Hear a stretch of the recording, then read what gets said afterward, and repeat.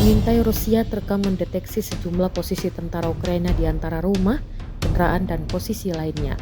Rekamannya diunggah di Telegram pada Rabu, 12 Maret 2025. Lokasi yang diserang diantaranya Kasatskaya Loknya dekat Suza dan Kursk. Serangan drone FPV tampak tepat mengenai tenaga, benteng, dan peralatan Ukraina. Sedangkan petugas Roksvardia Rusia yang melakukan pengintaian udara terus-menerus mendeteksi pergerakan pasukan Ukraina, mengidentifikasi senjata api, dan menentukan rute yang paling menguntungkan untuk kemajuan kelompok penyerang angkatan bersenjata Rusia.